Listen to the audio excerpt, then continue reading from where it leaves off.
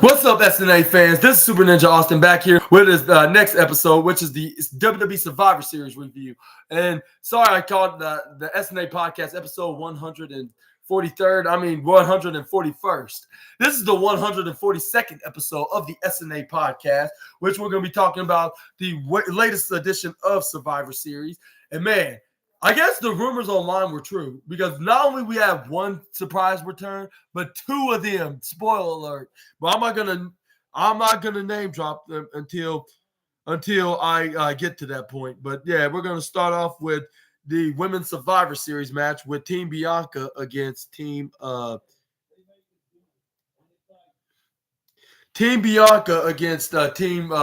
Damage Control for the second year in a row.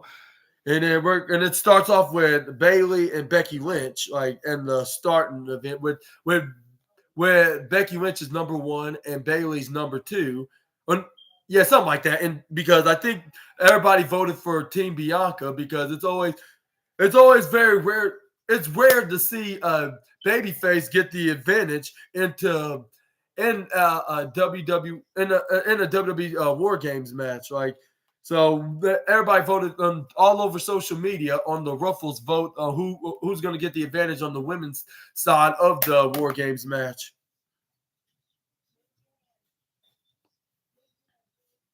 But we're gonna talk about that right here, right now. It's with.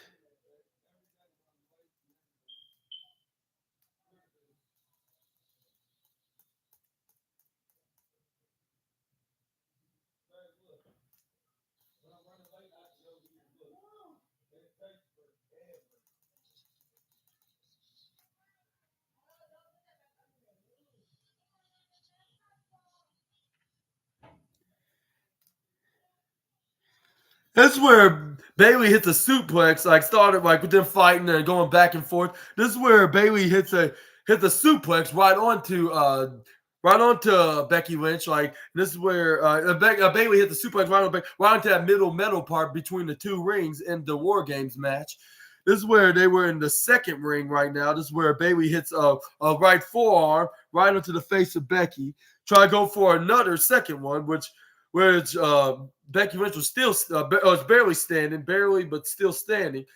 This is where Bayley said, "Hey, Michael Cole, this is for you." This is where she tried to start going to elbow strikes right onto the head of Becky. This is where she tried to Irish whip her right into the steel hard structure, but Becky counters and throw her to the right side into the cage. This is where she run right through the left side of the ropes and then hit her and kick her right to the face, but she landed back first right to the cage, making sure that she gets brutally damaged. This is where Becky Lynch tried to go for the disarmer, but this is where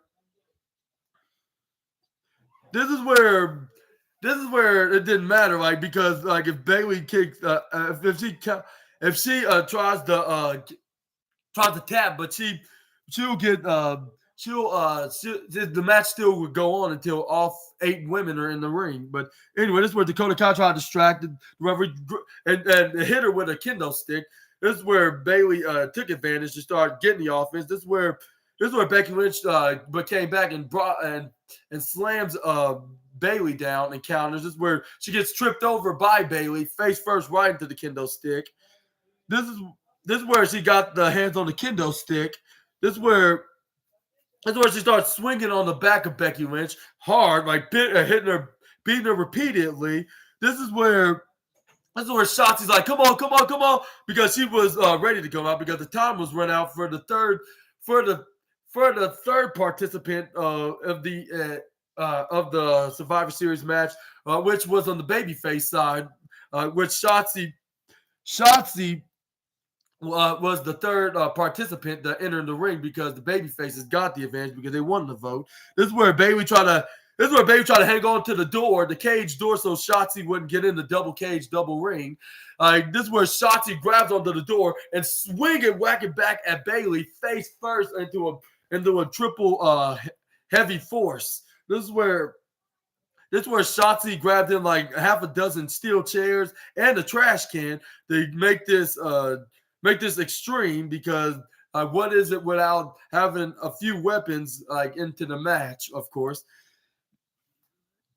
And this is where the fans start chanting tables, tables. This is where Shotzi ran right towards Bayley into the second rope and try to go right on top of her, right? Try to look like go for a monkey flip, but this is where Bayley puts her right onto the middle, like up in the middle rope. She kicks Bayley right in the face, hits the comeback move and all sports entertainment / pro wrestling in 2023, the crossbody. This is where Shotzi goes right onto a wheelbarrow face buster right on with Bayley's face right onto the canvas. This is where Shotzi goes right onto and put the steel chair down right onto the middle of the ring. This is where Shotzi runs right through the ropes, steps, use the chair as a stepping stool to get the jump up on the air and hits a diving senton right onto the back of Bayley. Like if it's like that poetry in motion, like landed hard onto Bayley. This is where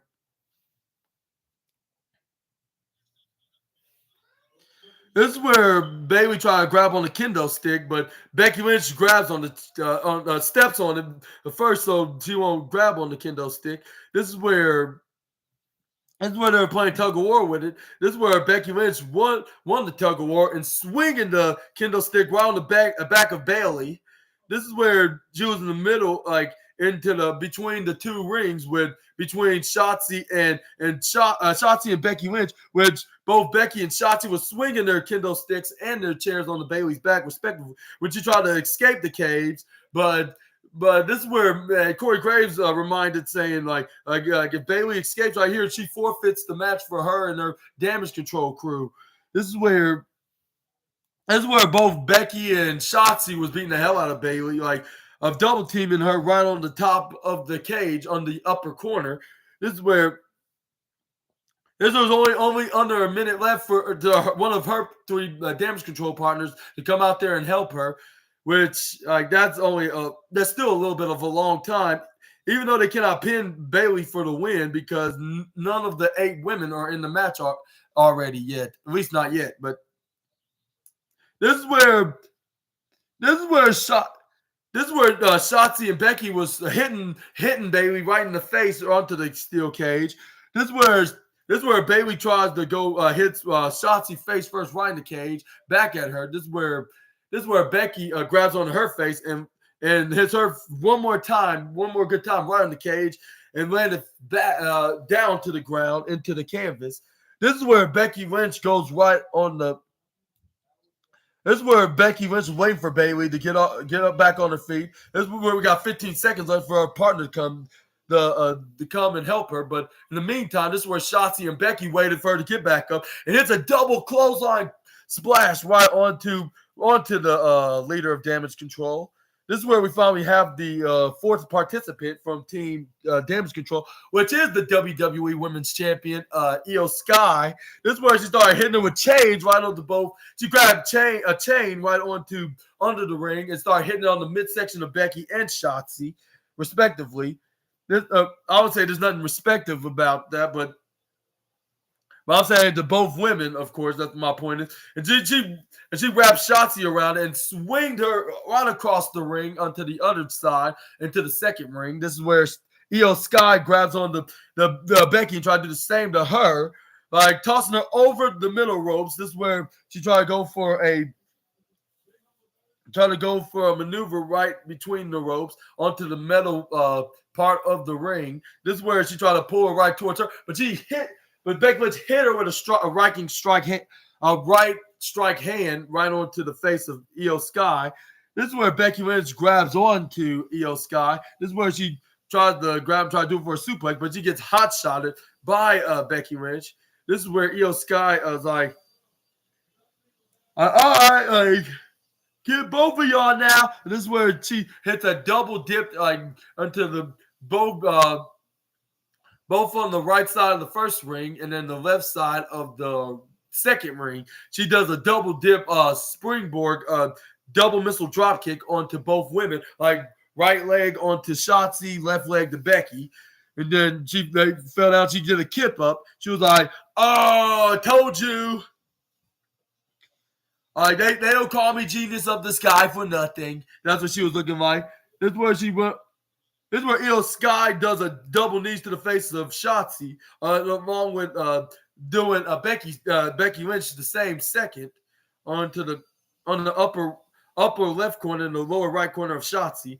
This is where Io Sky grabbed the trash can, gave it to Bayley. She was like, "Come on, Bayley, now pass it to me as soon. I'm gonna give you the signal to pass it to me right off the top of this cage right here. This is where they try to go do the plan. This is where she passed her the trash can, but Becky Lynch soon clothesline Bayley right behind her. This is where Becky Lynch goes right to Bayley. This is where Bayley bulldoze Becky right onto the upper right corner of the first ring's turnbuckle. This is where both Io Sky and Bayley try to double team Becky Lynch. This is where Becky Lynch started hitting right kicks and right hands. This is where they try to go for a double suplex on the woman. But this is where Becky Lynch was trying to counter, trying to hit right hands to both Io and Bayley. This is where I started double teaming her, trying to go for a double suplex. This is where both two damage control members try to go for a double suplex, which they did so onto Becky Lynch by bringing her down. They trying to do some more beatings onto the poor Big Time Bex. This is where Bayley's like, "We're going to go to Shotzi next. Grab Shotzi. Come on." This is where she rolled her into the first ring. This is where they started hitting forearms and back elbows. Bayley did. This is where Io Sky said, "You take care of Bayley. I take care of Shotzi. I'm gonna humiliate her more." And then she was taking care of her, hitting right hands right onto Shotzi. This is where she put her right on the top rope. This is where Io Sky helps her out here. This is where 13 seconds left for Team Bianca's third member to come out there. This is where they try to go for a double suplex onto Shotzi. This is where Shotzi went for a right forearm to Io and then to Bayley. This is where we have Bianca Belair being the I believe the fifth participant. I believe the fifth participant. This is where Bianca Belair helps out Shotzi, one of her teammates, with her hair by whipping both Bayley and Io Sky right on their backs with her hair, like she usually do with her opponents. She had two braids that she can whiplash both women of Io Sky and Bayley. Start whiplashing her repeatedly on both. Onto Io Sky and also Bayley, but mostly on Io Sky, with both of her hair, boom, boom, boom, boom, whip, blash, lash. And it was sickeningly brutal, of hearing the sounds, snap, snap, snaps. This is where she tried to Irish whip Io Sky right into the upper right corner of the ropes in the first ring. But this is where Bianca Belair expected it. She put her legs, stop her right onto the middle turnbuckle, elbowing her in the process. This is where she goes for a powerbomb face buster, face first, right onto the trash can. This is where Bayley tried to hit her with a steel chair, but she wadded it off with her hair as a bull whip. This is where she started continuing to do so. Boom, boom, boom. I know her hair's powerful, but I know it was powerful enough to overpower a steel chair. Wow, that was impressive. This is where Bayley goes for a chair, whacking her to the face, but she ducks right out of the way. This is where Bianca Belair pushed her right onto the upper right corner, the upper left corner of the first ring turnbuckle. This is where she spinebuster her afterwards. She rams Io Sky right onto the lower right corner, I believe, on the first ring. This is where she started hitting her with her right hands, right 1, 2, 3, 4, 5, 6, 7 on the top rope onto Io Sky. This is where Bayley pulls onto her right braid while Io Sky grab onto her left braid, trying to pull her right I pull her off the top rope, like onto the top rope, onto the like on the top rope, onto the I pull her onto the top rope, onto the right corner ropes, I believe, the bottom right corner. This is where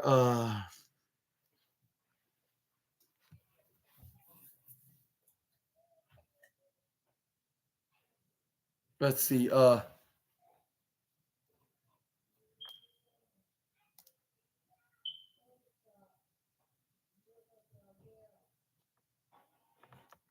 this is where Bianca Belair goes and counters and do a moonsault when they pull her hair right off the top rope. This is where Bianca Belair pulls onto them like into a tug of war situation. This is where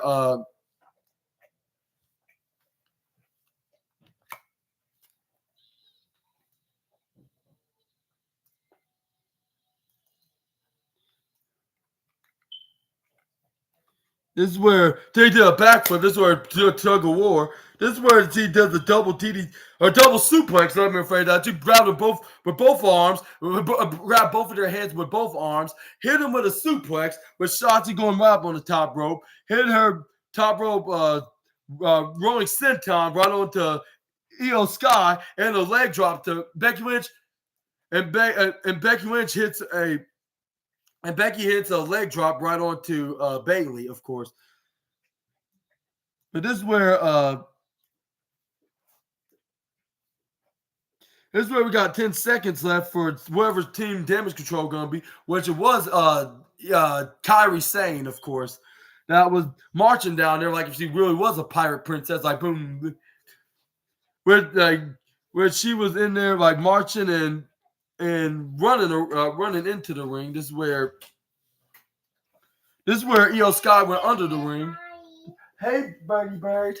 This is where Io Sky went way under the ring. This is where she grabs a.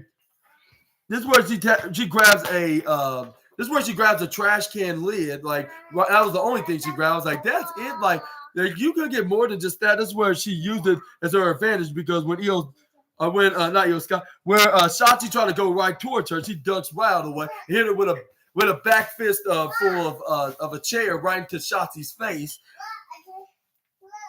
Hey, yeah, I know that's not really Cody Rhodes, of course. Yeah, I'm not. Yeah, but anyways, we're like that's just the username, of course. But yeah, nice to meet you, sir. But yeah, make sure you watch it to the very end and comment down below and comment down more down below and subscribe. But anyway, this is where Kairi Sane hits a and gave it to Becky Lynch. Hits a double middle drop kick. Samson, please. Anyway, this is where she kicks it right into the face of Becky, looking like the Van Daminator. I was like, Becky, you should have known that was going to come. That was coming. This is where Kairi Sane hits a flying head scissors to Bianca Belair. Hits a missile drop kick right onto. Oh my gosh, what? No, you shouldn't be ripping it. You should go on the top and look wherever you want in there. But anyway, this is where. Just 1 second. This is where she puts her right onto the second rope. I mean, not the rope, the second ring into the right side ropes onto the right side of the steel cage. Hits her with a striking forearm, like if it's a signature maneuver.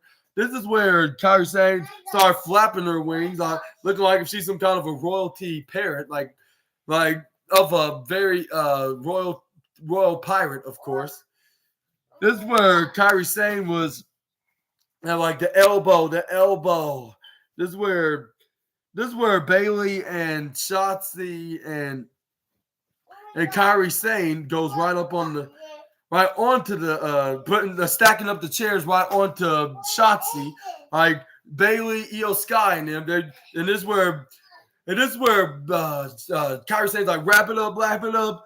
And this is where Io Sky lifts Kairi Sane in the air. I was like, how did Io did that? And it's the insane elbow right onto Shotzi with those piles of chairs. I'll say if it was all 8 women in the ring, it would have been over. But not all 8 women were in the ring. Thank God that was not the case. Because it would have probably been over and Damage Control would have won. Like metaphorically in the kayfabe side of perspective, but yeah, this is where Bianca Belair. This is where Kairi Sane tries to go up on the top rope and tries to beat down the EST onto the lower right corner. Not now, Trey. Like I'll look. I see it's Leonardo, but anyways, this is where she tried to punch Bianca Belair right on the top rope. This is where Bianca Belair got her right on midair and lifts her up in the air into a gorilla press slam and tosses her right across, right onto everybody, like Bayley and Io Sky. And then this is where Bianca Belair is like I'm not quite done yet. And then this is where the fans start chanting EST, EST. This is where Bianca Belair got a steel chair. This is where Becky Lynch joined the fight. This is where they start hitting steel chairs onto Becky and Bayley. This is where Kairi Sane tried to hit a chair right into the back of Becky, which that caught her off guard and it made Bayley beat down Becky with her until Leonardo. I see, but Io Sky and Kairi Sane did a double team right onto Becky, like making sure she was down while Bayley got Bianca. Blue's Clues. Yeah, I see. I see. Yeah, right there. This is where we have 15 seconds left for Charlotte Flair to come out as the 7th participant. And that's where they start. Damage Control is beating down poor Team Bianca. The three members of them until Charlotte got in. This is where she hits a backbreaker, like a Uranagi backbreaker onto Bayley. Hit her face first, right into the lower left corner. This is where Io Sky tried going for a crossbody to Charlotte, but she did a fallaway slam right onto Bayley. This is where Io Sky tried to spin the kendo stick right on the Charlotte Flair. She ducks out of the way. She hit the knife edge chop, like woo. And fans are wooing like if it was her dad doing the knife edge chop, but it was the women's. 1 second, Trey. This is where she started hitting the knife edge chop repeatedly until she brought her into the ground, into the lower, upper, until she got to the upper left corner of the first ropes.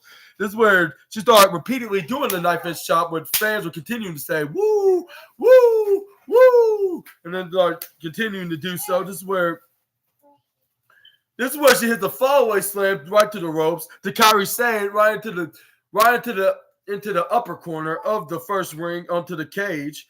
This is where she got to go for Io Sky, but she gets kicked right into the face. This is where Io Sky tries to go for a Hurricane Rana, but this is where Charlotte Flair hits a buckle bomb right through the steel cage of the lower side, like we're onto the corner. This is where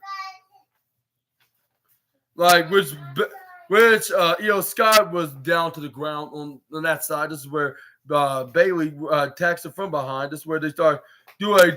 This was a 2-on-1 disadvantage with Kairi and Bayley double teaming on Charlotte, sending her into the other ring, which is in the right side, was in the right side, the second ring. Like this is where they start continuing to do their double beat down.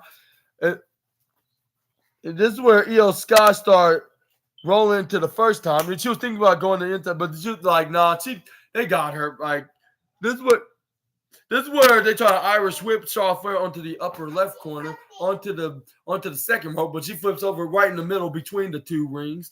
This is where the fans start chanting, "We want tables, clap, clap, clap, clap, clap. We want table." This is where Kairi Sane and Bayley tries to go for an attack, but Charlotte defend herself with a ram right into the midsection of Kairi Sane and a boot to the face of Bayley. This is where Charlotte Flair goes right on the top rope. This is where she was going to go for a splash maneuver, which was a double natural selection off the top rope onto both Kairi Sane and Bayley. This is where Charlotte Flair was back into the match, like doing a comeback. This is where Becky Lynch and Charlotte was looking face to face, like they can't coexist. They were like, oh, it's you again. This is where Charlotte Flair looked at looked at Becky Lynch at, and then this is where Becky was like, "Yeah, you too. Like, what are you doing in my ring?" And she was like, "Hey, best buddies, like, yeah, like let's beat down these witches right now." Well, I'm not sure, like, no, not yet. Like, but before that happened, this is where they started. They looked like they weren't going to coexist, but before anything happened, this is where they got pushed by both Io Sky and Kairi Sane right to each other face to face. This is where Io Sky. This is where Becky Lynch was going fist to fist to Kairi Sane. This is where Io Sky tries to fight Charlotte Flair, but there's nothing not bringing down the Queen of Flair because she put her right on her shoulders, and this is where she was heading up right on the top rope. Like Charlotte Flair was even trying to go more higher than the top rope, but it looks like Io Sky trying to get up. This is where Io Sky still had that chain, like she's been having it from the past 5 minutes. This is where Io Sky like kicks her right off the top of the cage. Like this is where Io Sky was right on top of the steel cage from the second ring. This is where she started asking what's her name? Dakota Kai the connect something with it. And that was the trash can. And this is why I was like, I don't think whatever you're doing, like Io Sky with that trash can on top and trying to go for a crossbody, like, don't you remember the last time you did that, you lost the match? Like, so history can repeat itself again. Like, you just got Vahana bombed the last time after you did a splash like that. Like, it's something about that, like when you do that, it's cursed. But anyway, this is where she did so right on to everybody in the ring in this WarGames match. This is where like she got the chain connected to the trash can so she could lift it up back into some kind of like a dumb waiter. Yeah. And then she landed right on to everybody, and everybody went down to the ground, like look like insanely and ridiculously brutal, of course. This is where the fans started chanting, "Holy sugar, honey, iced tea. Holy sugar, honey, iced tea," which usually you would hear them muting out, but I think it's on Peacock. That's why they're not muting it out. If it was on USA, like Raw, like on USA or NXT on USA, or even SmackDown on Fox, they would probably would most likely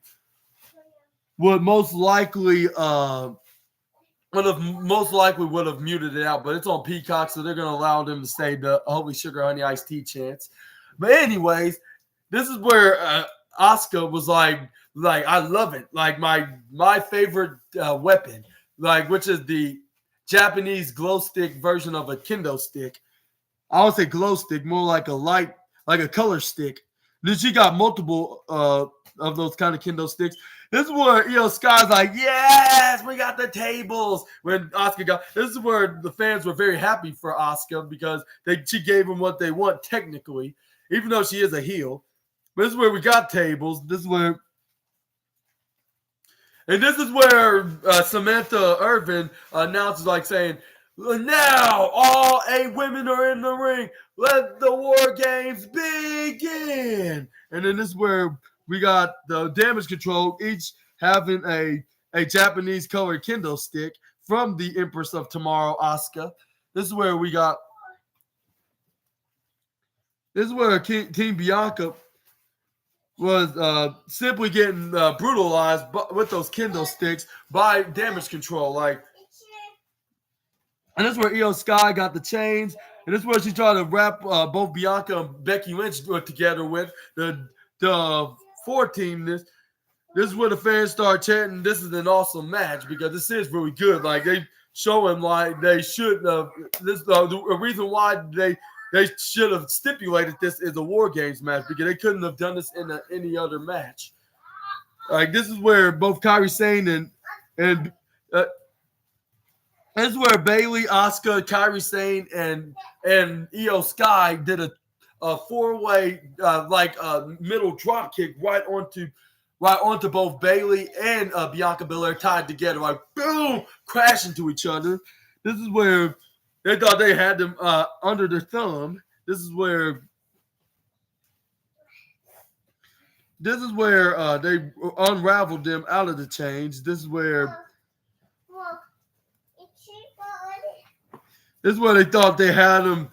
They had them like right where they want them. This is where they put them on to put Becky Lynch inside the trash can that Io Sky was on, and then doing a splash.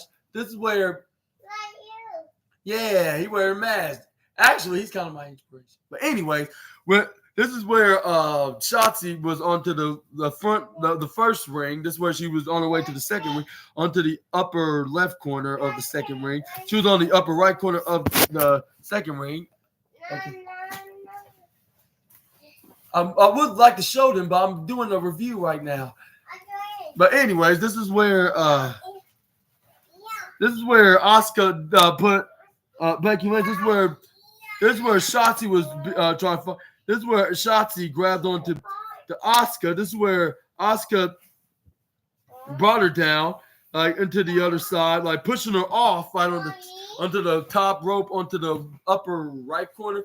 This is where she does the drop kick right on the Becky, right on her head, and with the trash can on top of her head. This is where oh yeah, I forgot to tell you, like she missed what's her name, Shotzi, like when she brought her off the top rope, like knocking her off, like my eye, like no. This is where Asuka thought they had more of the advantage now, or they didn't have the first advantage.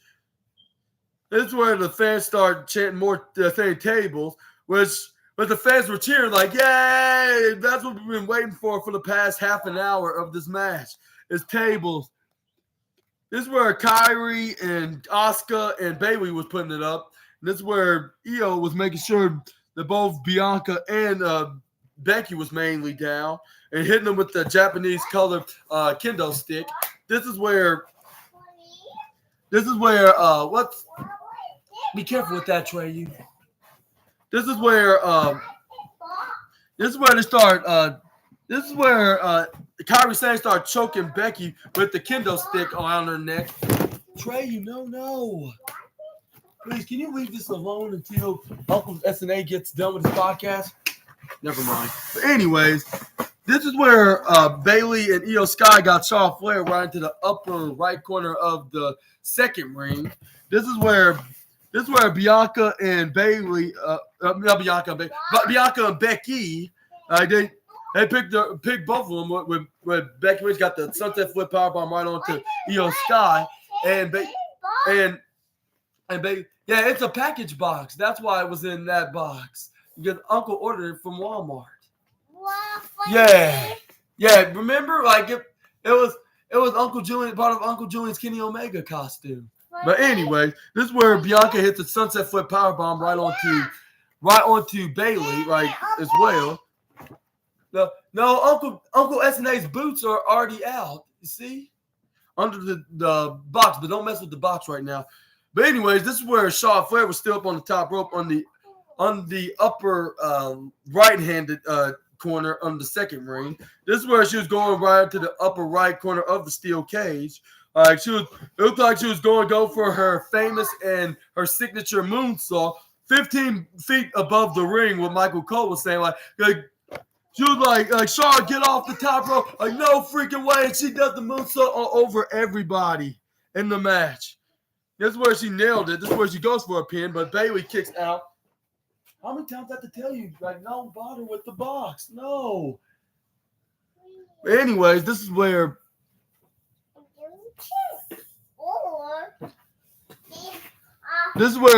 Becky and Charlotte was like, I'm like yeah, we've been. This is where they hug each other, like yeah, yes, we love you. I love you. I love you too. Like yeah, like it's good to see you again. Like yeah, good to have you on the team.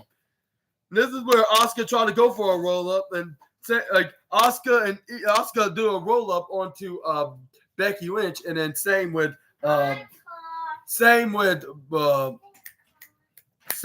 Sky with Charlotte Flair. Like this is where Charlotte Flair goes for a figure 8 onto Io Sky, and Becky Lynch did the disarmer right onto Asuka, I believe.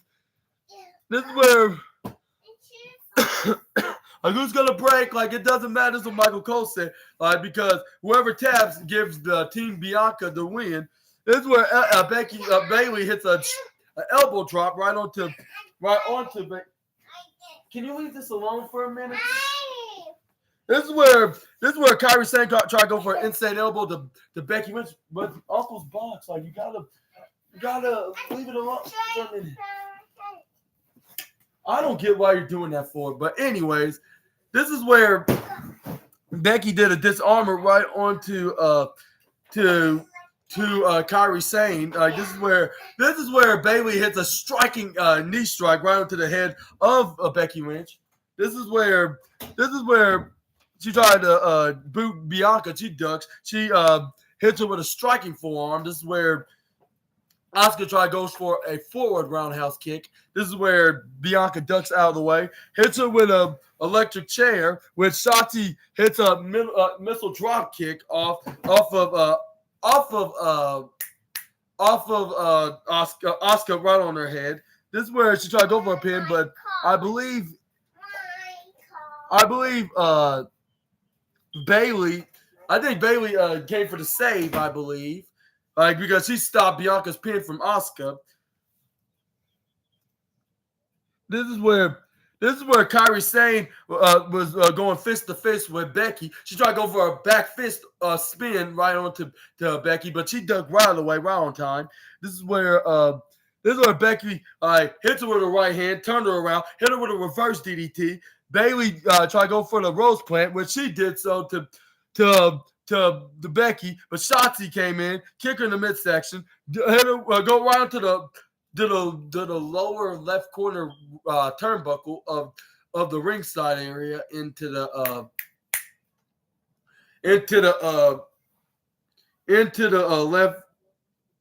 lower left corner, like hits a sliced bread right on the Bayley. This is where Asuka going. She tried to hit the miss, but she blew the miss back at Asuka, and this is where Bianca blew it back at her with a fire extinguisher, with her being double blinded by the mist and the extinguisher right on her face. Like now, who's blind now? BITCH. That's what Bianca Belair was looking like. This is where she tried to, and this is where Io Sky hit the chair right in the back of the Bianca Belair's back. This is where Shotzi hits a double chicken wing suplex right onto Io Sky. This is where Kairi Sane tries to go for a maneuver onto Shotzi. Like I believe hit her with a back fist, with the top lid trash can. This is where I'm not sure that'll be a good idea. Oh yeah, I did. No, I'd say that wasn't a good. That's not really a good idea. Okay, like I'm seeing if your mom and daddy's gonna be happy about that.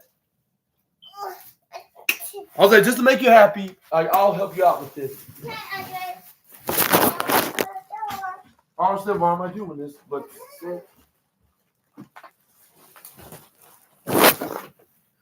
my apologies.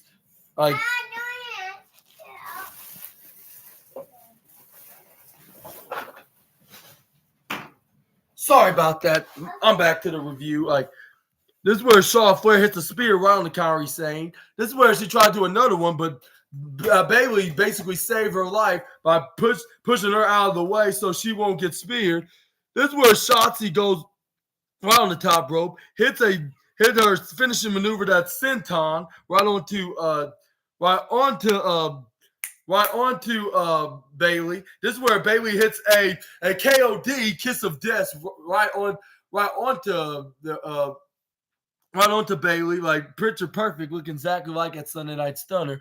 Like on my time when I watched Sunday Night Stunner back a year ago, like it was picture perfect. Like I took a picture of it, but it was very blurry to show. But this is where she throws This is where she throws Bailey right onto the table. This is where Becky was getting ready to hit a leg drop, landing right on the Bailey. Got the 1-2-3 for her team, and this is where all four women was celebrating of their latest victory. Like, yeah, and your winners of tonight: Shotzi, Becky Lynch, Bianca Belair, and Charlotte Flair. That's it. No, the leg drop. It was a manhandle slam. My apology. I said a leg drop, but it was really a manhandle slam. She hit a manhandle slam right through the table that Charlotte Flair and Bianca and Shotzi placed for Becky to put Bailey through, which the fans got a very huge treat and a pop of this night. And I'll say this is perhaps second match of the night because the main event was the match you definitely want to see.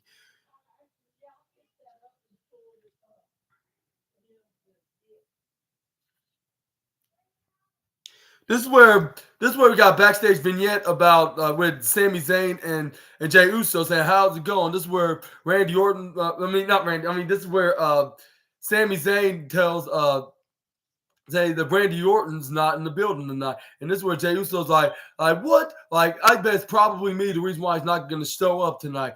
And then we're going to lose all because of me, what I did last year. And this is where Sami Zayn's like, no, it's not your fault. Like, let's hope that he does show up and we do take down Judgment Day, which I believe that's going to be the plan. But anyways, we're going to move on to the next match, and that is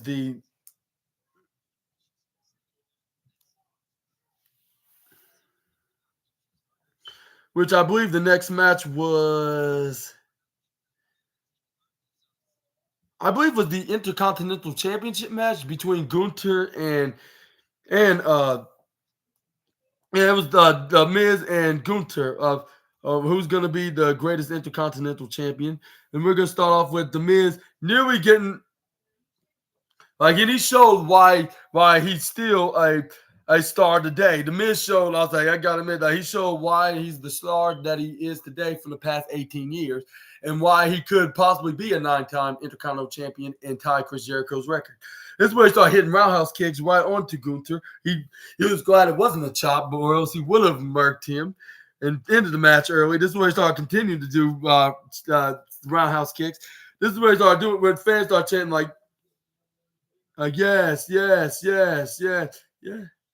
This is where the referee was counting doing his 5-second warning count because he was in the lower left corner of Tina the Turnbuckle and hanging onto the ropes. If your opponent's hanging onto the ropes, that's considered like a rope break. And when you get the 5-second warning, this is where he knees him right into the midsection, but Gunther hits a right hand. This is where Gunther tries to go for this is where Gunther tried to go for a clothesline when the Miz runs right through the right side ropes. This is where he gets surprised with a surfboard DDT. This is where he goes for a pin, but Gunther kicks out right after two. This is where Gunther got back up, hits a middle missile dropkick onto the Miz. This is where he thought this was going to be a piece of cake and hit him with a Gunther bomb afterwards. He tried to go for one, to go for a two. It looked like he was about to retain, but the referee, as soon as he's about to hit his hand on the mat, Miz kicks out at 0.1 seconds away from being three. Like before 0.1 seconds away from being three. Like 2.99999 even. Like Gunther was like, how did he kick out? Like, how did he not surrender? How did he not just allow me to beat him? And after he ate a huge Gunther bomb, this is where the ring general tried to go for a sleeper right onto the Miz. Like after doing like a few chops right onto the back of the A-lister. This is where he was like, no, the Miz like, no, don't, like, I'm not. This is where he started grabbing onto Tina the Turnbuckle in the upper left corner, pulls it right off, taking a page out of Cody Rhodes' playbook. This is where the referee did not see this. He was like, what'd you do? Like, the referee nearly seen him, Lobo, but he did it too early, but still the referee didn't see what the Miz did. He was paying attention on what was on the top turnbuckle, when the Miz low blow Gunther right in the midsection, like when he had him in the back to belly position. This is where the Miz gave the turnbuckle back to the referee for him to fix it. This is where the Miz went for a low blow to make it clarified. This is where he hits the skull crushing finale onto the Miz. Nearly had him by 0. Inch of a second of beating Gunther to become a 9-time Intercontinental Championship.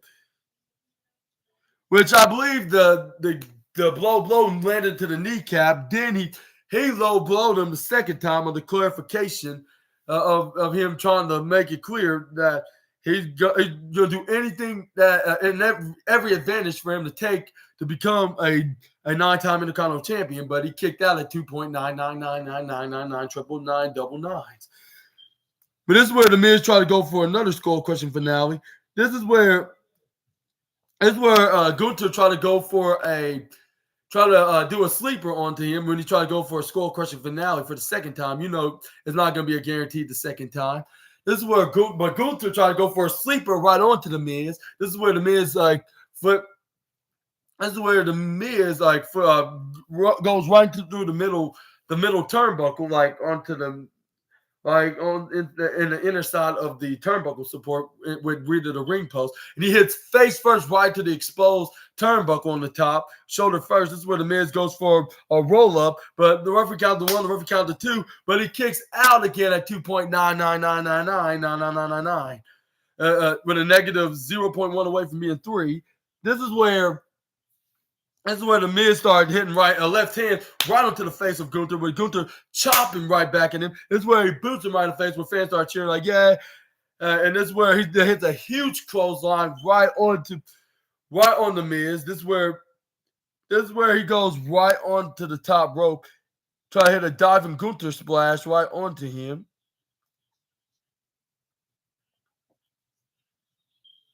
And this is where he went for the devastating Boston Crabs right onto him. I guess this was a reference to Chris Jericho, of him doing this because the Miz had no choice but to submit, because when the Miz tried to go for the ropes grab, he was an inch away from winning. But this is where he got his knee on his back, looked like the new version of the Walls of Jericho, the Lion Tamer version, where the Miz started saying, "Okay, I surrender, I surrender," and he made him tap, which made Gunther retain the championship, and to the Miz, I believe that some wrestling journalists, YouTubers will be noticing this, and they'll point that out on their video. But what you thought about this, about Gunther retaining by doing this, by hitting him with the Boston Crab that was like the Walls of Jericho? And then at the end, he put his knee on his back, looking like the Lion Tamer version of the maneuver. But yeah, y'all let me know down in the comments below, which I kind of knew Gunther was going to win that match. No doubt about it.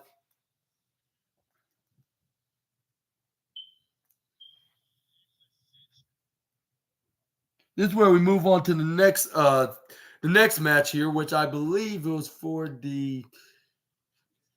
Yeah, I'm not 40. It was Santos Escobar against Dragon Lee next. This is where he put Dragon Lee in the Tree of Woe position into the lower right, left side, and this is where he starts stomping onto Dragon Lee round his midsection into the ring. This is where Santos Escobar is like, "I'm not doing nothing, referee, sir. I'm just doing my job fighting him." This is where he hits him with a drop kick right in the midsection, right on the Tree of Woe position. This is where Santos Escobar goes for a pin, but this is where he kicks out at 2 even. This is where Santos Escobar started doing his kicks right onto Dragon Lee. Started doing it repeatedly. This is where he started. This is where he goes running backwards right onto the lower right corner. This is where he hits a double knees right into the chest of Dragon Lee. This is where Santos Escobar throws Dragon Lee right onto the right into the left side of the ringside area, like the left corner of the ringside area, I should say.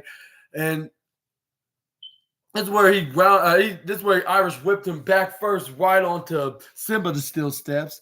This is where Santos Escobar goes for a back suplex right towards there, or somewhere almost like a back suplex. But this is where he put his right leg, like put Dragon Lee's right leg onto the middle, onto inside the steel steps, like what he did to Rey Mysterio about like 2 weeks ago, I believe. Yeah, or a week and a half ago, like the week from yesterday. I'll say 11 days ago. 8 days ago. My apologies. This is where he put his right leg right inside the turn, the symbol of the steel steps. This is where he tried to go. This is where he tried to break his leg like did Rey Mysterio, but Dragon Lee hits an elbow strike right on the Santos Escobar. This is where he hits another back elbow with his left elbow. This is where Dragon Lee got his leg out of the turnbuckle. Thank God he did. This is where he hit the super kick, like right into the face of Santos Escobar, because if he got away with hitting him with his leg, like it'll be over for him. This will be the second time he sent a luchador to a hospital, which luckily that did not happen. This is where Santos Escobar got onto the apron. This is where got on the apron, try to get back in the ring. This is where Dragon Lee hits a most shocking and amazing Hurricane Rana right over the top rope. Over the top rope, and Hurricane Rana off the left side apron into the left the left corner of the ringside area, landing hard right on the second hardest part of the ringside area, the concrete floor. This is where Dragon Lee goes for a diving senton over the top rope, landing on the Santos Escobar. This is where Dragon Lee was like, "Yeah, that's how you do it." And then this is where he picks up Santos Escobar, throws him back in the ring. This is where Dragon Lee's like, come on, I want you to get up. This is where he does a bicycle knee right into the hand. This is where he tries to go for a pin to Santos Escobar. This is where he only kicks out, but he kicks out at 2.999 after that bicycle knee right into the side of the head of Santos and that diving senton dive in the outside. This is where he hits This is where Dragon Lee hits a right hand right onto Santos Escobar. Hits a wasteland after that, like doing that. This is where he goes to the upper right corner of the top rope. This is where Santos Escobar tried to hit a right hand to Dragon Lee, but Dragon Lee was prepared. Hits an instant-giri right onto the head of Dragon Lee. This is where Santos Escobar goes up on the top rope with Dragon Lee, but Dragon Lee was hitting repeatedly right hands right onto him. And then this is where Santos Escobar thought of a smart method and hit him with an instant-giri kick. And this is where Dragon Lee got him off the top rope. This is where Santos Escobar tried to go for a high-risk Hurricane Rana right onto Dragon Lee after talking trash on him, which he had him slammed right onto the canvas. This is where he tried to go for a pin, but he only got a 1-2-ooh. This is where Santos Escobar was like, "Are you serious? Like, how in the hell? Like how did he kick out of that? Like, and that was 3. Like, this referee's like, no, that was 2. Like, I promise you. Like, I was almost to 3, but he kicked out at the last second." That's where he started stomping on. This is where Santos Escobar was stomping on the Dragon Lee, started grabbing on the mask and face of Dragon Lee, get him in a snapmare, trying to pull off his mask, doing the most disrespectful thing in Lucha Libre style wrestling. Like, did he really have to do all that? Like, he went too far on there. Like Santos Escobar went way too far pulling the mask of Dragon Lee, but he took advantage.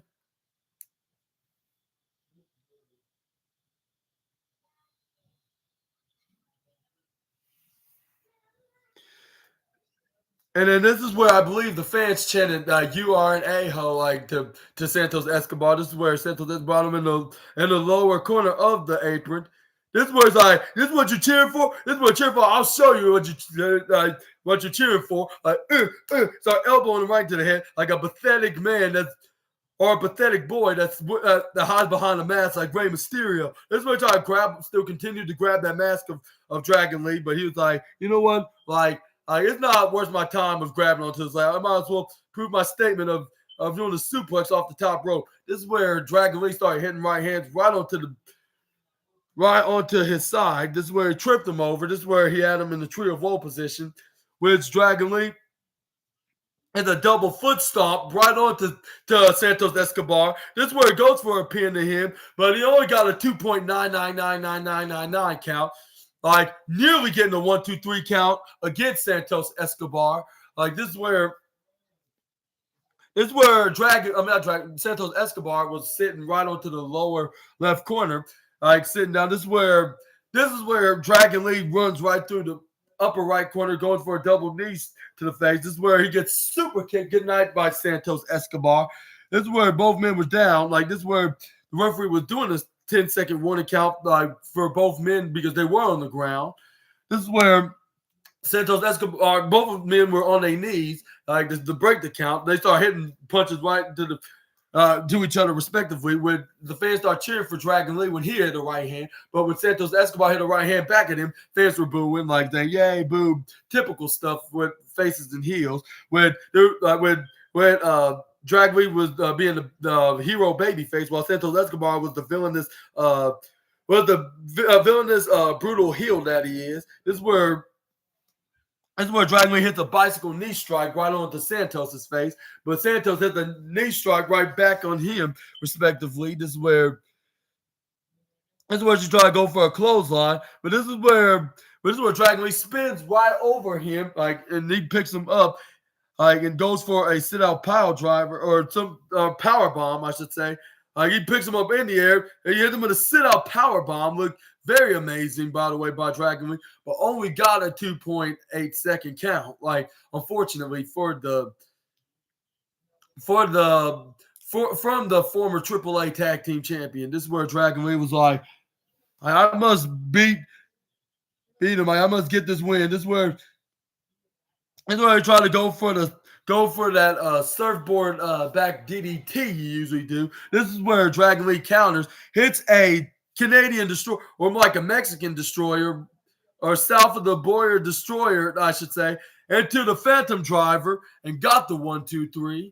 And do you think was it necessary to give Santos Escobar the win? I would say most of y'all would say yes. Like for the fact that Rey Mysterio could be the one that could beat him and get his revenge on him.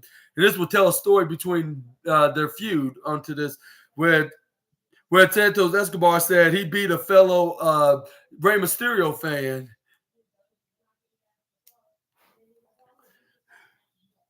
But yeah, but let me know what y'all think about all this in the comment section right down below. We're going to move on to the...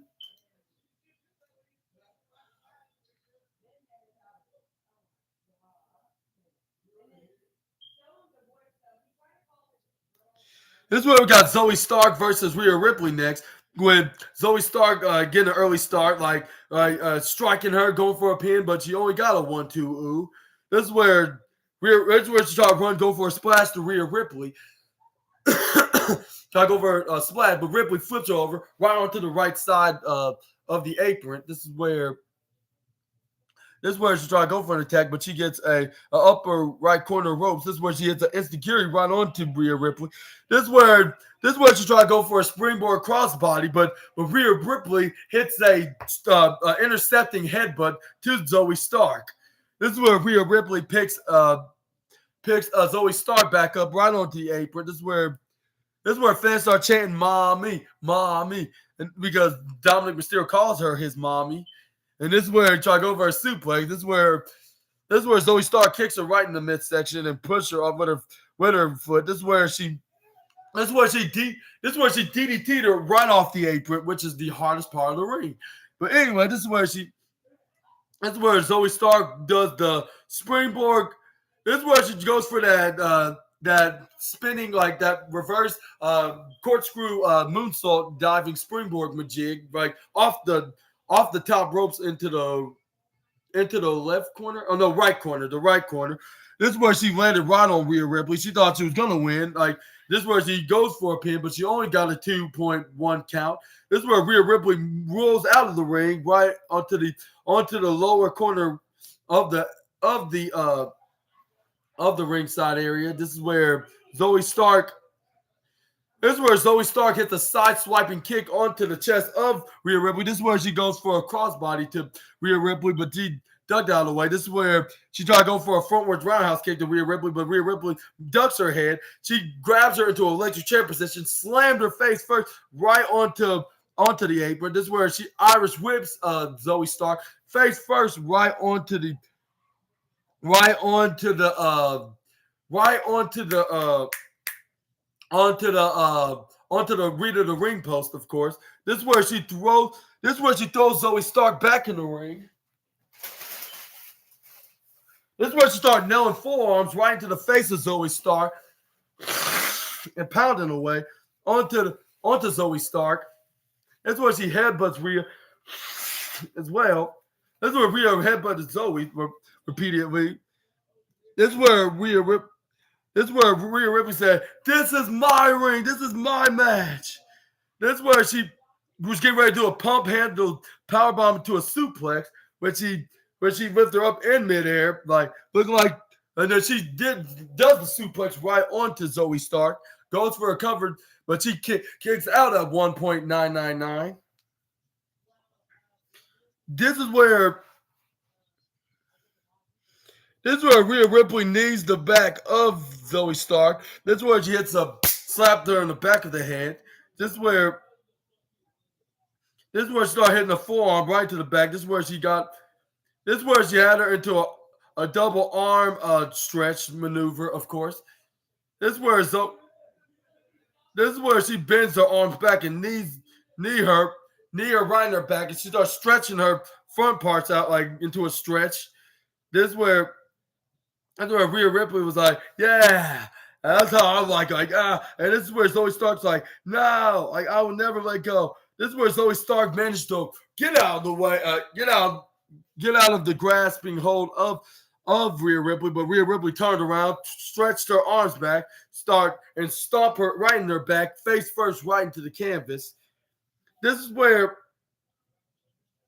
she continued to do the stomp right onto Zoe's back, face first right into the canvas. This is where she does it for a third time. And she was like, "You believe yourself, you're the toughest." And she slammed her face right into the canvas. This is where Rhea Ripley hits a missile drop kick right onto Zoe Stark. This is where she tried to go for the riptide. This is where, but before she can attempt to do the maneuver, she hits her with she hits a forearm right to their midsection and a hot shot right onto Rhea. Rhea Ripley tried to go right onto Zoe Stark, but Zoe Stark kicks her right to the midsection. She stomp her foot, knee buster her, hits her with a discus clothesline right to the upper left corner. This is where Rhea Ripley started repeating, hitting right hands right onto Zoe Stark. This is where she puts her around the top rope, hits her right hand, nailing right into Zoe's face. This is where she tried to go for another, but Zoe Stark hits her right in the face. This is where Zoe Stark went right back, answered back with a punch. This is where they start going back and forth. This is where Rhea Ripley goes right on the top rope and go for a top rope suplex. This is where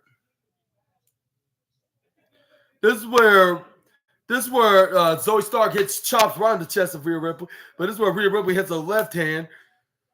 This is where Rhea Ripley toss Zoe Stark right off the top rope and hit a hip toss right into the ring. This is like both women look like both women took a hard hitting move right from that maneuver on. It looked like both women took a hard hit from that maneuver. This is where Rhea Ripley tried to charge at Zoe Stark. She catches her with a super kick right into the face. This is where Zoe Stark, she had right where she won. This is where she tried to go for a pin, but she only got a 1-2, which is like a 2 I'll say a 2.9 count. This is where Zoe Stark shouted at Rhea Ripley's ear, like, "This is how you want it. Like, do you want it to be hard and brutalized like that?" This is where she tried to kick, do a sliding kick. Rhea Ripley moves out of the way. This is where she tried to go for a clothesline. Rhea Ripley reverse. She hits a reversing face buster, but no. This is where Zoe Stark rolls through, hit a roll up, but Rhea Ripley kicks out. This is where Zoe Stark was sit up into a snapmare position. This is where Rhea Ripley tried to go for a sliding kick. She moved right out of the way, right on time, grabs her, and hits her with the surprise roll up. But this is where she only got a 1 count, I believe. This is where Zoe Stark tried to go for a German suplex. Rhea Ripley hits a striking elbow right into the head of Zoe Stark. This is where Rhea Ripley catches her with a Pele kick. This is where Rhea Ripley picks her up right in the air. This is where she hits her with a back suplex, turned into a face buster. This is where she hits her with a hip suplex. This is where Zoe Starks kicks out of the maneuver. This is where Rhea Ripley's like, how? This is where Rhea Ripley's like, you gotta be kidding me! Like, how can I put her away? And this is where Corey Graves noticed the dumbest thing about Rhea Ripley. And then she's wearing the same boots as Dominic Mysterio. And Michael Cole said the most coolest line, like ever, saying, like, maybe they were shopped together in Chicago. I was like, maybe they did so because they happen to be in the city. They happen to be in the city, happen to be in the city. Like, why not do something fun like they would do with any other cities they have premium live events at? But anyways, like, even though she's dating Buddy Matthews in real life, but they probably shop like to see what they should wear like into their respective WarGames match of tonight's event. But this is where Rhea Ripley starts sub. This is where she shoved the face of Zoe Stark, and she was like, "I'm gonna annihilate you, you witch! Like, try, hit me one more time, hit me." This is where Rhea Ripley hits a swinging roundhouse kick. This is where she goes for a hip, try to go for a riptide, but this didn't work at least at this time. This is where Zoe Stark hits a German suplex right onto Rhea Ripley, hits a little running knee, like caught her right into the middle of the ring with both of her knees down, like hit her face, and this is where she tried to go for a pin after going for the running knee strike, but she only got a 2 count, which made Zoe Stark scream out of frustration. This is where Rhea Ripley's like, "What can this girl's tough. Like, it's hard to come by. Like, I am right about like she was like, well, I'm right about saying like Zoe Stark's like a new version of me. Like of course she is, because she's not gonna quit until she gets what she wants, but not. But I would say not at tonight's match. But this is where Zoe Stark tried to go. But anyways, yeah, and you're gonna see exactly what I meant by that. That she's not gonna get what she wants at the end of the night, because this is where Zoe Stark tried to go for the Z360. This is where she gets elbow strike and annihilated by Rhea Ripley. This is where Zoe Stark hits Rhea Ripley with the forward spinning roundhouse kick. This is where Rhea Ripley hits a striking headbutt. This is where she goes for the riptide, which she finally did it. Of course she did, because it was a guarantee. Because she didn't successfully did it the first time because Zoe Stark rolled out of it. But she managed to do it the second time to get the 1, 2, 3 and retain the Women's World Championship.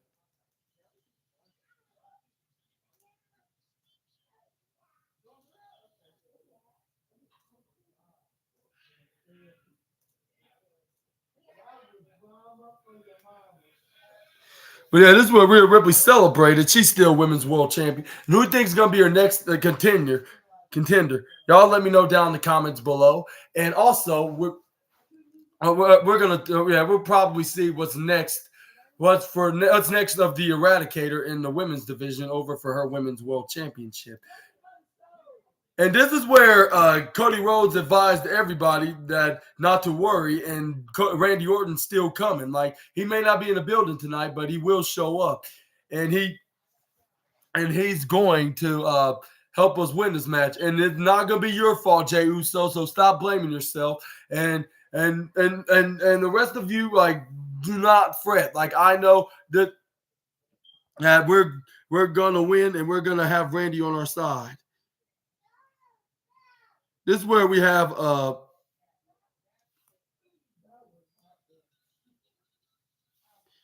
but we start off with the Team Cody against Team Judgment Day WarGames match, which I believe it started off with Finn Balor and the current World Heavyweight Champion Seth freaking Rollins.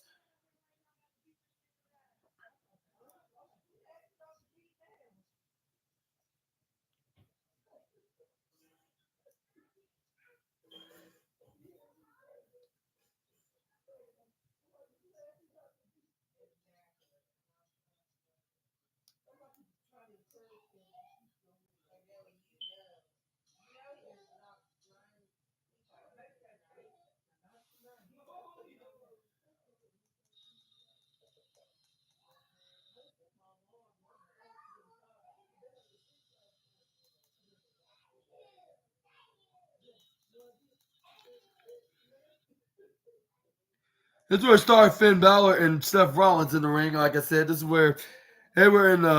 This was a very annihilating collision. Like, they started hitting each other right through the steel cages. This is where Finn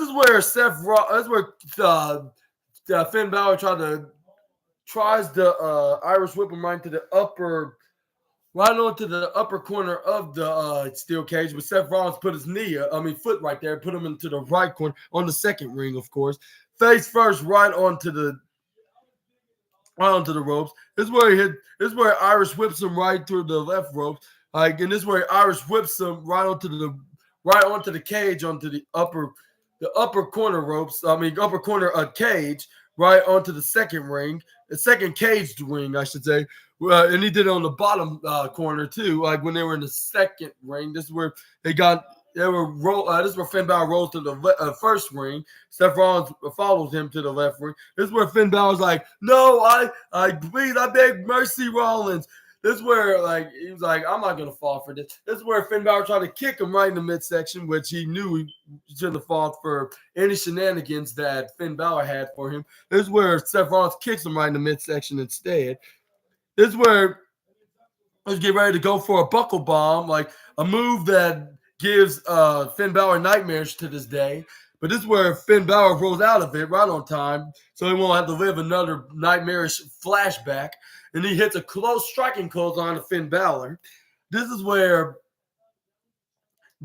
Finn Balor goes right in the middle of the ring, like spinning around with Seth Rollins. This is where Irish whips Seth Rollins right onto the steel cage, like face first. This is where on the lower part first in the first ring, and while the second time it's the upper side of the first ring of the cage, like face first repeatedly. This is where Finn Balor hits a thunderous knife edge chop right onto to Seth Rollins, and then he hits him in the left side cage, right into the face. Then hit him with a sling blade.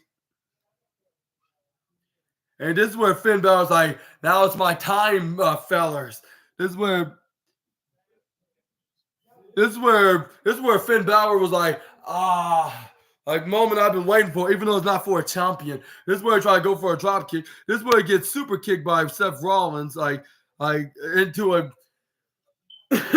interception. This is where Seth Rollins tried to go for a pedigree, right through the middle part in the middle, like between the ring into that middle part, like trying to walk right through the, like, where you go from the left side to the right side, where you walk through, like, that middle part in between the two rings. But then this is where he tried to go for a pedigree right into that middle of the middle of the metal. But this is where Finn Balor flips him right over and making his back crash right into the metal metal materials of the support of the two rings. Here's where Finn Balor, because Finn Balor has a bad back. Like he'd been putting up with a bad back for the past couple months, especially in that feud with Shinsuke Nakamura. This is where Finn Balor goes right on the top rope, trying to go for, I believe, the coup de grace. Now, luckily, Seth Rollins moved right out of the way. This is where Seth Rollins hit a sling blade on his own. This is where Seth Rollins like, okay, what to do now since it's only just the two of us still for until a few seconds. This is where Seth Rollins started striking right hands onto Finn Balor repeatedly. This is where he put him right on the upper left corner. This is where fans were singing his song like, whoa, wow. And it brought me back some good memories of Sunday Night Stunner where I attended last year's live event house show. This is where Seth Rollins hits a forearm right to the face of Finn Balor. This is where he goes for a back suplex, hits a backbreaker onto Finn Balor. This is where he had his knees up, and this is where Seth Rollins goes for a bicycle knee strike right into the face, like right into his face. This is where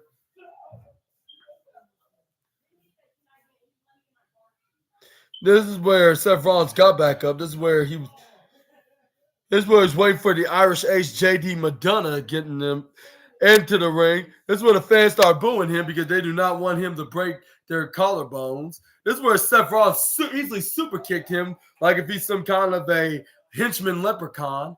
This is where Finn Balor started hitting shoulders, hitting his shoulders repeatedly onto Seth Rollins' ribs and rest of his midsection right onto the upper right corner. This is where he tried to grab on Seth Rollins, but he hit him in the head with a kendo stick. This is where JD McDonough got two of them, one for him and one for his best friend Finn Balor. This is where it's like, all right, it's time to swing around the stick. Like here you go, buddy. This is where Finn Balor's like, thank you, man. This is where they started double teaming poor Seth Rollins with the kendo stick. This is where Finn Balor started choking Finn Balor. Finn Balor choking Seth Rollins with the kendo stick on the lower corner ropes. Hello. Here you go. This is where. Okay, Trey. This is where JD McDonough tried to go for a kendo stick. But anyway, I'll be right back.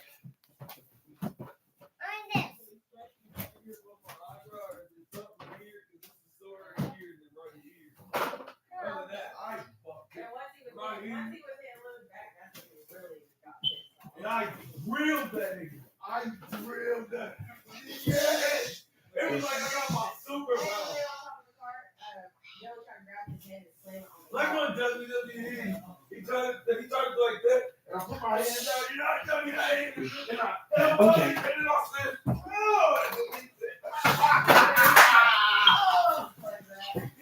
This is where Seth Rollins grabs onto the ropes. Not grabbing a kendo stick, kicks him right into the midsection, throws JD McDonough right to the between the rings, like onto the middle side of the ring. This is where he tried to hit JD McDonough with the kendo stick, but this is where JD McDonough rams him right to the midsection, hits a springboard moonsault right onto Seth freaking Rollins back into the first ring.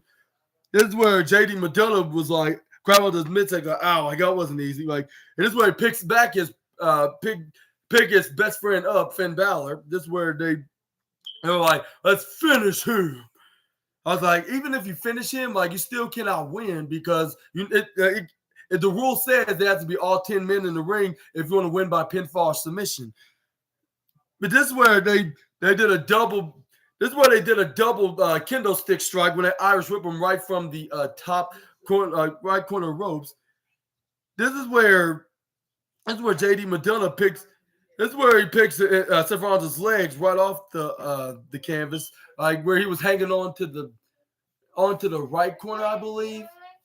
It was the right corner. This is where Finn Balor was on the mid ropes onto the upper right corner, the upper right corner turnbuckle mid ropes. This is where he hits a axe handle kendo stick right into his back. This is where Finn Balor started swinging onto his kendo stick and started trying to make Seth Rollins not bleed by breathe. My apologies. Breathe. by putting his nose, like trying to rub his nose with the kendo stick that he had around his face.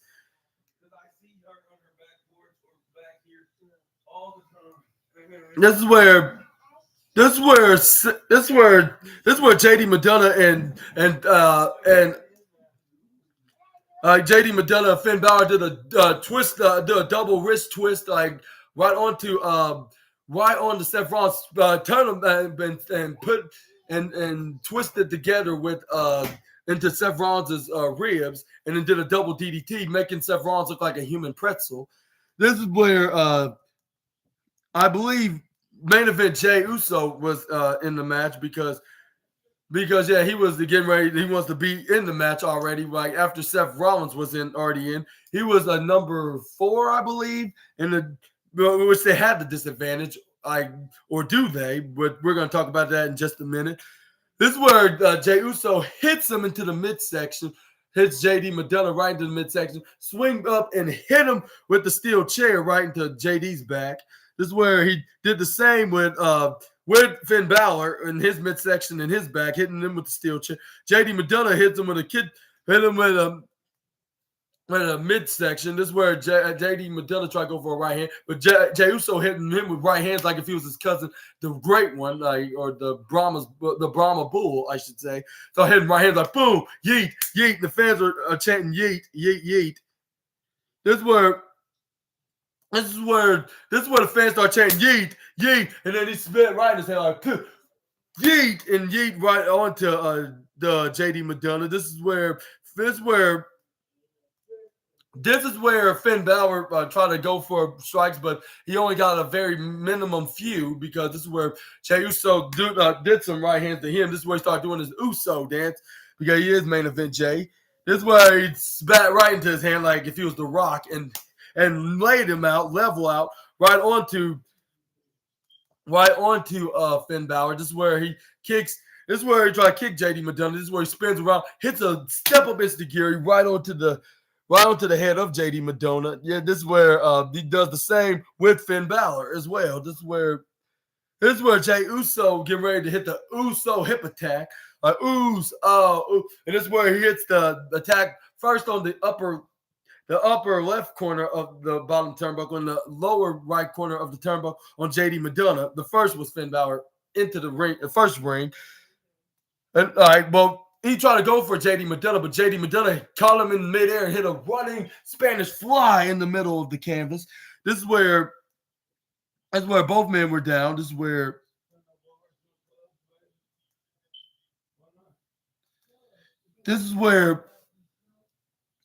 Seth Rollins was hitting right hands repeatedly right onto Finn Balor while JD McDonough was taking care of the Irish Ace. And this is where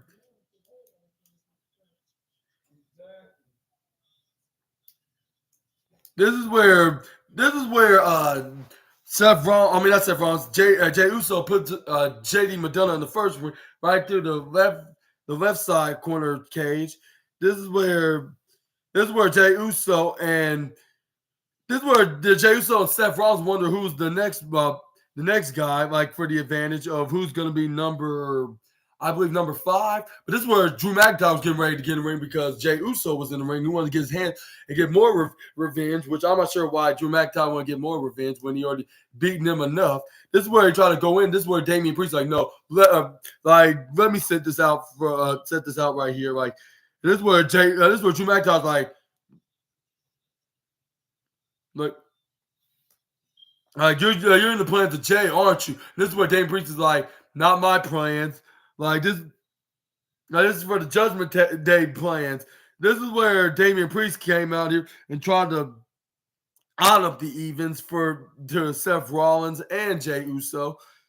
This is where Damian Priest was slowly but surely walking into the ring. This is where he approached with caution. This is where Jey Uso and Seth Rollins just came right into Damian Priest. This is where he tried to fight 2 at once, which he barely could do. This is where he started hitting axe handles to the back of Jey Uso, but Jey Uso managed to hit the right hand, and then Seth Rollins hits Damian Priest's ribs with the steel chair. This is where This is where both Jey Uso and Seth Rollins was hitting right hands onto Damian Priest. This is where Finn Balor and JD McDonough try to come in here and try to fight the main event, Jey and Seth freaking Rollins, but they started hitting them with punches right onto McDonough and Balor. This is where they repeatedly doing that. Fans were chanting yeet, yeet, yeet, yeet. This is where Damian Priest hits the back of the leg of Jey Uso. Then he hits the kendo stick right into the midsection of Seth Rollins. Afterwards, this is where he hits the back of Jey Uso with a kendo stick, I believe. Or was it? I would say more like a nunchuck. I'd say like one half of the nunchuck. He was hitting them with the back. I thought it was a kendo stick. This is where Damian Priest, I said, like, come on, boys. Like, let's take care of them and beat them up and make sure they do not come back. Not come back near us. This is where they picked them up like 2-on-1. This is where Damian Priest goes right on the top corner ropes, hits a springboard and hits go right back, hits a rolling senton on both men of Jey and Seth. This is where he does the Archer of Infamy arrow shoot right on the camera. This is start repeatedly stomping the mud hole on poor Jey Uso and Seth freaking Rollins. This is where finally only we got 12 seconds left for Sami Zayn to step in the ring. This is where Sami Zayn is trying to come up with a plan of hitting of trying to defend himself with the Judgment Day. This is where JD McDonough tried to throw a kendo stick right at him, which was probably a dumb idea. This is where Sami Zayn dodged the kendo stick blow. This is where he throws it right back at him, hitting him face first. This is where he hits a right hand right onto Finn Balor. He was hanging off the middle ropes into the lower half onto the first ring's ropes corner. This is where rope corner. This is where he swing the chair. I mean, that's the door back. He swing the door back and hitting his back first right onto the hitting his back with the cage door, of course. This is where he landed right back, grabbing on his back. He's like, "Oh my God, what a painful hit! Like, ow, ow, ow!" This is where Sami Zayn did came in though, and joined wisely taking his time though. But he starts stomping on. This is where he starts stomping on the Damian Priest in the middle of the ring thing, like the metal part, between the first ring and the second ring, and start doing a repeated stomp right onto the Punisher of the Judgment Day. This is where Sami Zayn's like, yeah, this is what I'm talking about. Like, this is what I wanted to do. And this is where Sami Zayn got got, I believe, Finn Balor, was it? Yeah, got Finn Balor right in the middle of the canvas. This is where fans were chanting, "Ooh, see, ooh, see, ooh, see." This is where Sami Zayn was right on the upper, right on the upper, I would say the upper upper left corner of Team of the Turnbuckle, which he was thinking about going up right on top and do a double upgrade, try to go up on top. This is where JD McDonough tries to stop him from going up to the top and coming to the aid of his best friend. This is where he started hitting right hands right onto Sami Zayn, but he started fighting back. Hit him face first right onto the left side of the cage. And this is where he had him right onto the top rope, onto his family jewels. This is where Sami Zayn's like, now's my chance of going up on top. And he's like, and this is where he was like, you know what? Like, I'm gonna take a pipe off this cage, which he took it off and waxed, and he goes right on the top rope, jump off the top rope, whacks JD McDonough right into the head, like into a double axe handle with it. This is where Finn Balor tried to go for a springboard off the lower, right onto the lower corner mid ropes, onto the first ring. But this is where Sami Zayn hits him with the pipes. This is where he tried to hit Damian Priest with the pipe. This is where Damian Priest took it right out of his hands. The Irish whip him right to the lower corner ropes. This is where he hit the springboard dodge, leapfrog dodge, Damian Priest, which he rolls right through the ropes. This is where he hits an elbow, a pipe right into Damian Priest's face, like boom. And Sami Zayn was very hyped up into this match, starts stomping the mud hole right on the JD Madonna. This is where fans are chanting ole, ole, ole, ole, ole, ole. This is where Seth Rollins and Sami Zayn was hitting the Dusty Punch because they were doing that just to pay tribute to their teammate's father. Of course, they start hitting the right hands like boom, like boom, boom, like boom. Boom! And then he started turning back and forth to Sami Zayn and Seth Rollins until it was Sami Zayn's return. And he hits the elbow strike like Dusty Rhodes, like before he does that roll with his hands, like rolling with his arms, I should say. And then this is where he knocks down the Irish Ace. This is where Finn Balor was right in the lower left corner. This is where Sami Zayn grabs on the kendo stick, whacks it on the Finn Balor. This is where Seth Rollins grabs the steel chair. This is where he hits face first right onto this chair. This is where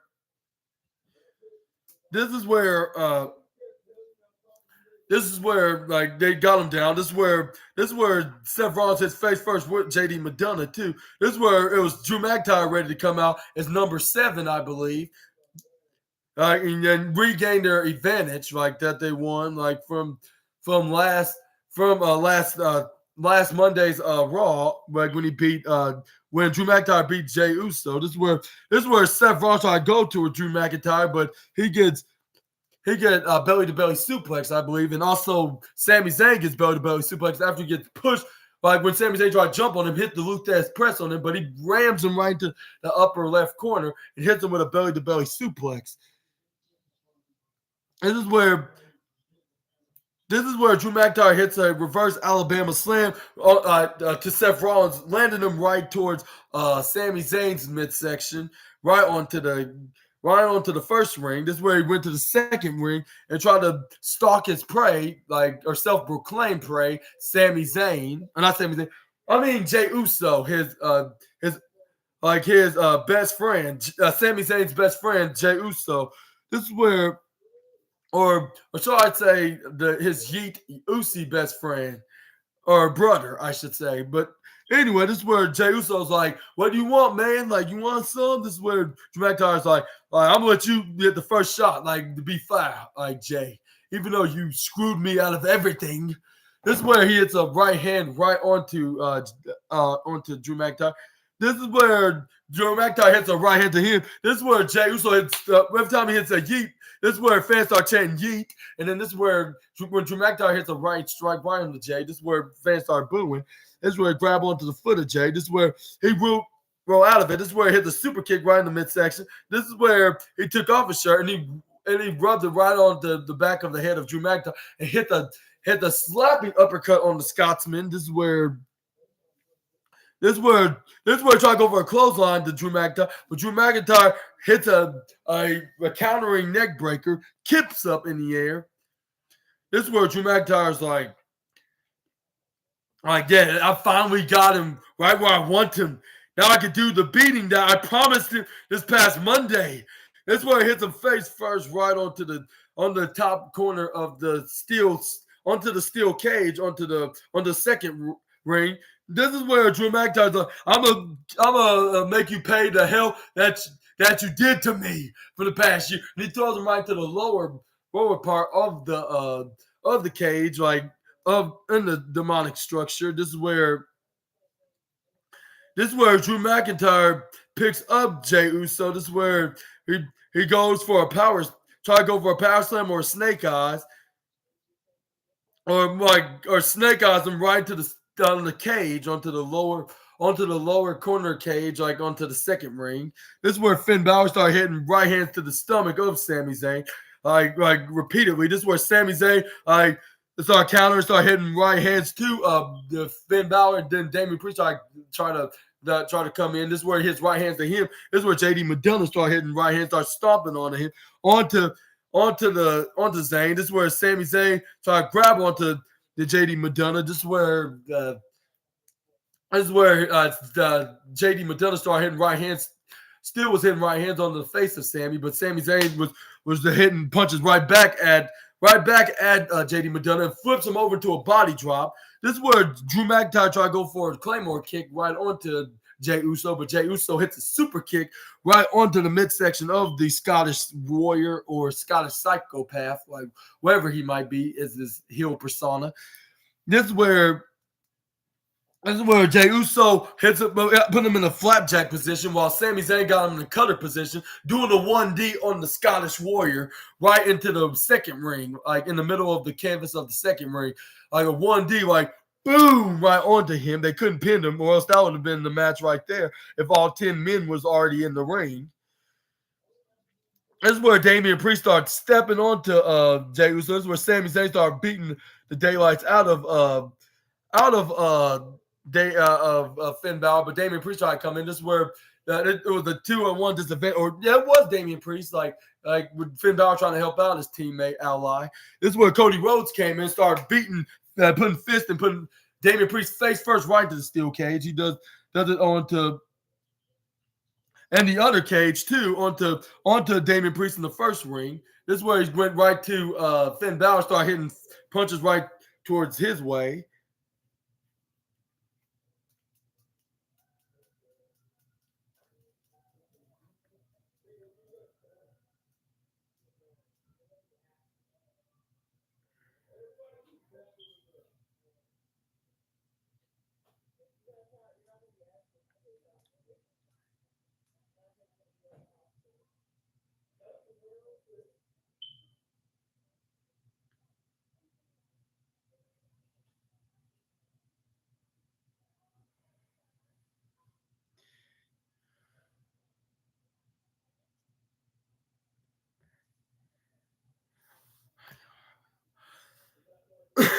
But yeah, this is where Cody Rhodes started hitting right hands like boom, boom, boom, right onto what's his name? Finn Balor, of course. This is where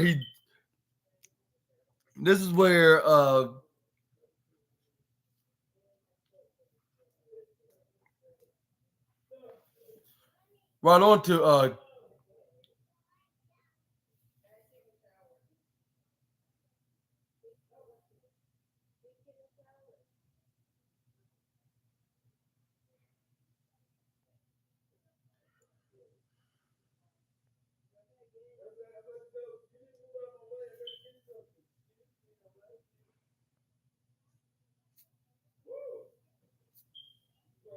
this is where Cody Rhodes started coming in and even the odds. Like, even though there's one man on the Judgment Day's team in a few minutes from now, this is where let's see.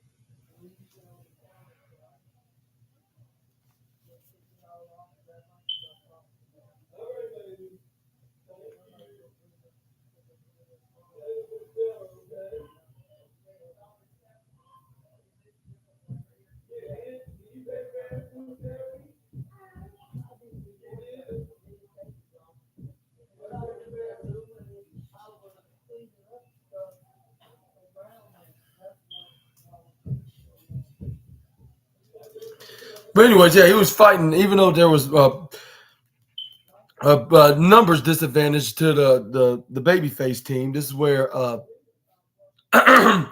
this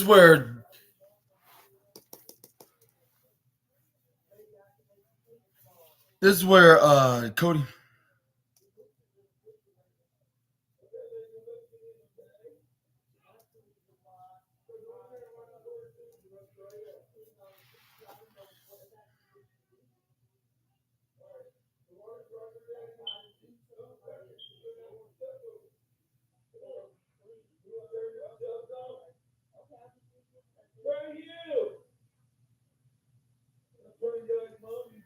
This is where Dominic Mysterio came in the ring, and this is where he.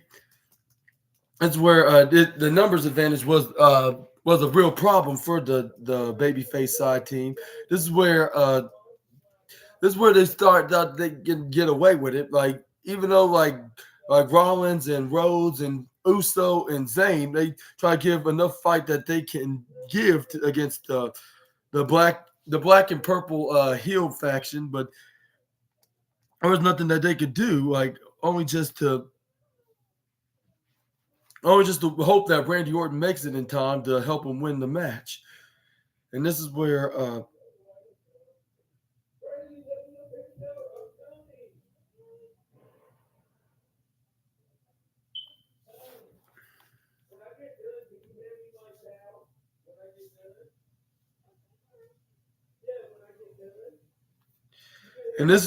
like it gets to the final part, like where looks like we could see the surprising return of Randy Orton, like 3, 2, 1, and then we heard Rhea Ripley's music, and it looks like it was all just an elaborate trick. This is where he tried to cash in the briefcase of Damian Priest the in this match, like with Damian Priest becoming world heavyweight champion.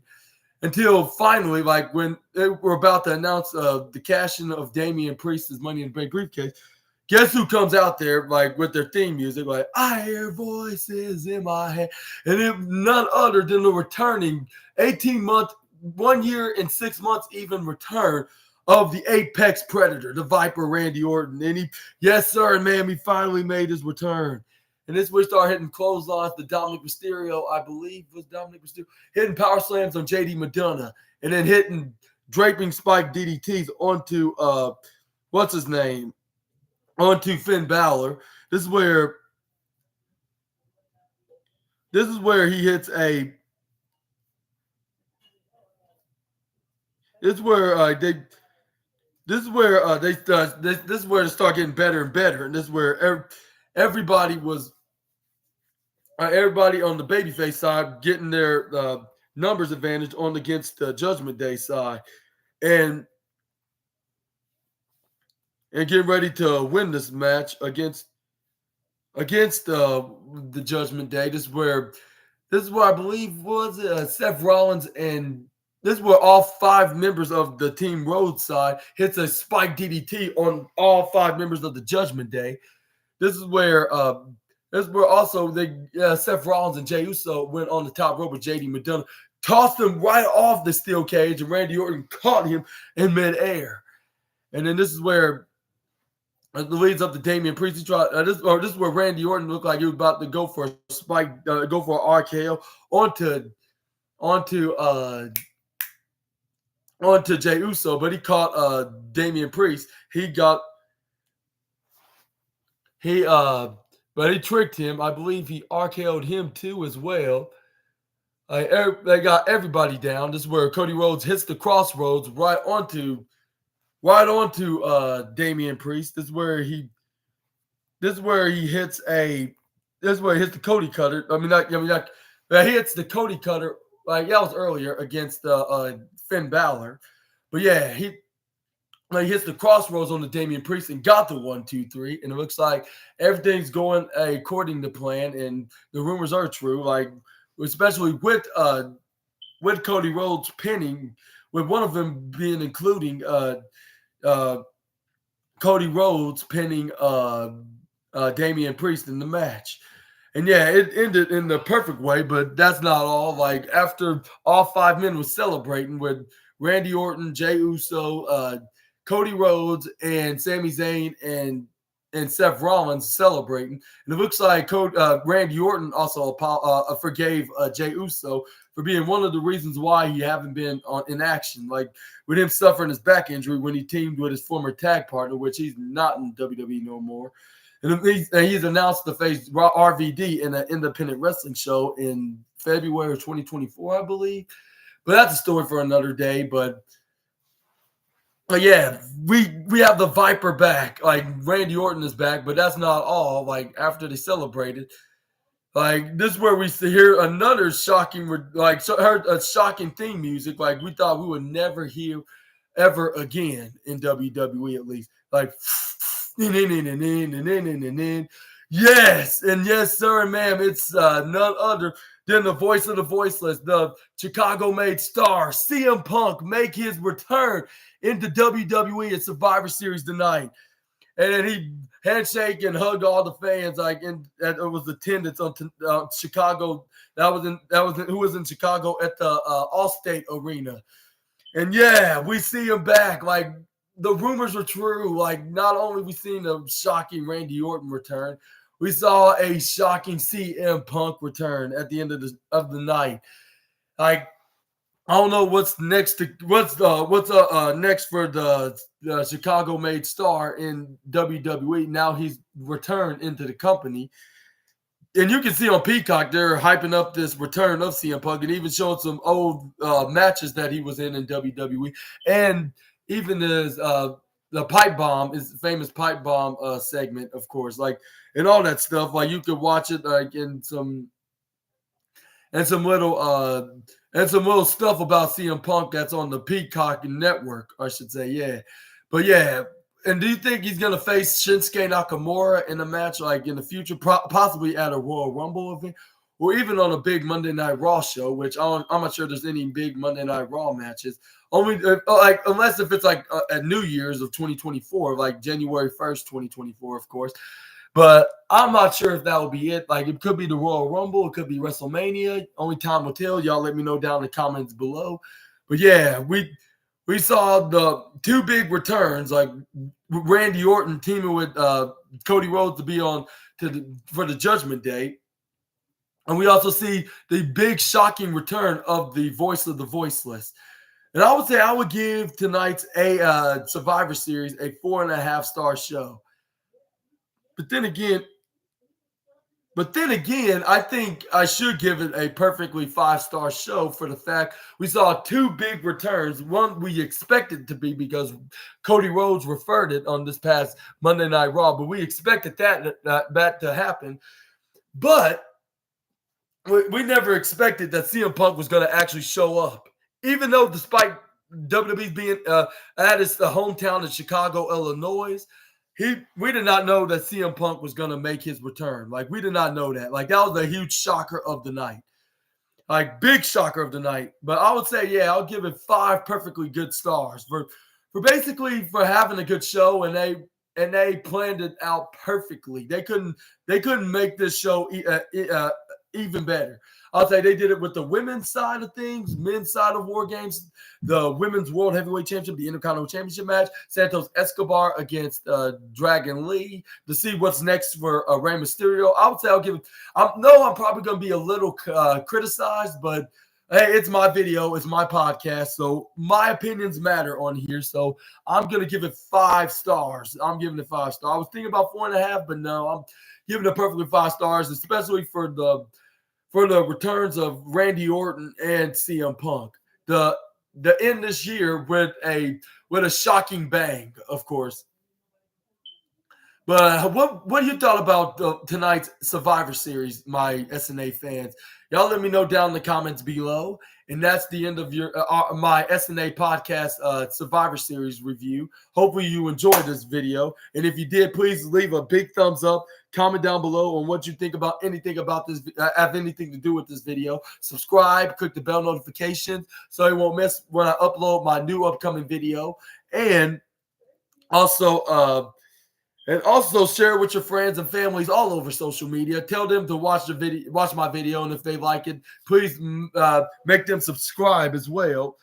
Because it's free, and if you don't want to be subscribed to me anymore, you can change your mind. Whatever reason, you can change your mind. It's a guaranteed. I promise you. And you have the Super Ninja Assassin's word. The Super Ninja Assassin's word, of course. But anyways, this is where but yeah. But also, we're going to talk about the wrestling news tomorrow, finally. But I needed to have enough time to get ready for these reviews. First, for the second week in a row, doing the Ultimate Rampage / Collision review, which this time Rampage was on first, and it was on Saturday. But anyways, and also did Survivor Series. So that's of course going to be on. We're going to be talking about that as well onto this review, and also, but also we're going to talk about is the shocking return of CM Punk. Like soon after, like long after Randy Orton making his year and 6 month return, and like of joining Team Cody Rhodes, his best friend from the past 15 years, and also CM Punk's 9 long year return. 9 long years, like that guy from back in 2019. I'm gonna say it like this: when I became Super Ninja Austin, where he said 5 long years when he thought CM Punk was gonna make his return, but he was only just temporarily co-host with Renee Paquette on Backstage, like back in when they had their FS1 show, which unfortunately that canceled at the end of 2020. But anyways. But yeah, what y'all thought about the shocking return of CM Punk, and also what do you think about Randy Orton? Are we going to see a continuous of a return of a feud with the Judgment Day, which I'll say I would love to see for the fact that Randy Orton's going to be in the feud, and we could see possibly a RKO on Rhea Ripley, adding her as the 8 women on the list.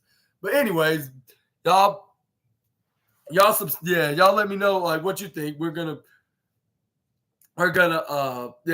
talk about this more about Survivor Series and the wrestling news tomorrow afternoon. But yeah, I've been your host, Super Ninja Austin. This was the 142nd episode of the SNA podcast, which is the Survivor Series WarGames review. Hopefully you guys enjoyed this video, and I hope I'll see you guys tomorrow on the next video. And hopefully I'll have a great the next Premium Live event review, which will possibly be Deadline, and then after that will be Royal Rumble in January. Then the wrestling does not stop or dies. We're going to be talking about this until like I get more famous in the journalistic world and the sports world and the entertainment world. But yeah, I'm gonna see you guys again on the 133rd episode of the SNA podcast, Wrestling News Part 50. Like, make sure you check that out tomorrow afternoon. We're gonna be talking about mostly about everything about Survivor Series, CM Punk's return, and even Randy Orton's return. But yeah, until we meet again, Super Ninja Austin, the assassin, is out. Bye bye. See you guys all tomorrow.